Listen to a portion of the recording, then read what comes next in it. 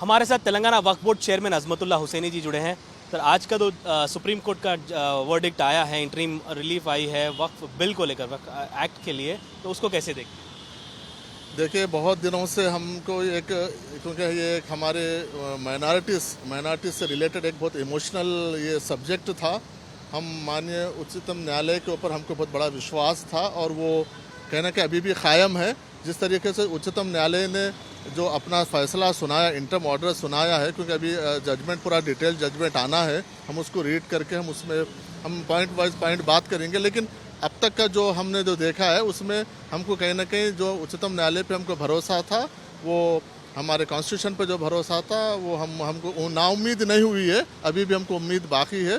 जिस तरीके से उन्होंने 5 साल का जो प्रैक्टिसिंग मुस्लिम को लेके बोले हो, चाहे नॉन मुस्लिम्स को लेके बोले हैं, और दूसरी और चीज़ों के ऊपर उच्चतम न्यायालय ने अपना जो फैसला सुना है, हम उसका सबसे पहले हम उसका स्वागत करते हैं। उसके साथ साथ और जो इश्यूज़ के ऊपर है, क्योंकि उच्चतम न्यायालय ने अपना दरवाज़ा बंद नहीं किया है, अपना दरवाज़ा खुला रखा है। हम आगे और दूसरे इश्यूज़ के ऊपर जहाँ पे नॉन मुस्लिम्स को मेंबर्स को लेकर, या सेंट्रल काउंसिल में हो या स्टेट काउंसिल्स में हो, वक्फ बाई यूज़र को लेकर हो, उसके ऊपर हम जाएंगे, हमारे एक्सपर्ट से बात करेंगे, हमारे पॉलिटिकल पार्टीज से बात करेंगे, हमारी हुकूमत से, हमारी पार्टी से बात करके उसके ऊपर हम आगे हमारा क्या स्टैंड है हम लेंगे।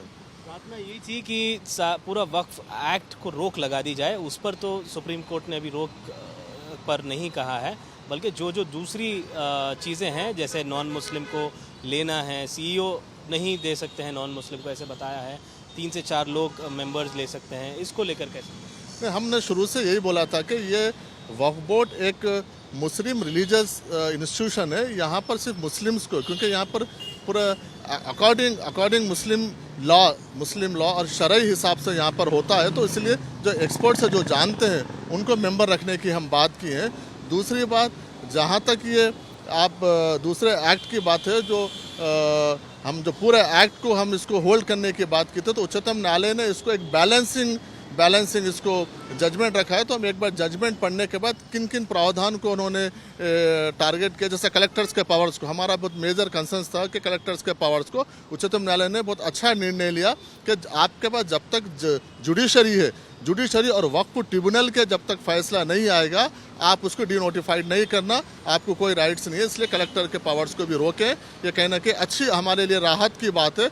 एक, जहाँ तक नॉन मुस्लिम्स को बोर्ड में रखने की बात है, हम उसको देख के फिर आगे हम उच्चतम न्यायालय से हम हमारे एक्सपर्ट से रख के हम फिर लीगल जो हम उसको करना है उसके ऊपर हम बात करेंगे। जहाँ तक सीईओ का बात है, उच्चतम न्यायालय ने ये जॉइंट सेक्रेटरी का तो प्रोविजन रखा है, लेकिन ये बोला है कि प्रायोरिटी मुस्लिम्स को करके उसमें बोला गया है। वो एक अच्छी बात है कि क्योंकि एक मुस्लिम इंस्टीट्यूशन है, तो इसमें प्रायोरिटी मुस्लिम को देना चाहिए। उसमें उच्चतम न्यायालय ने उसको अग्री किया है।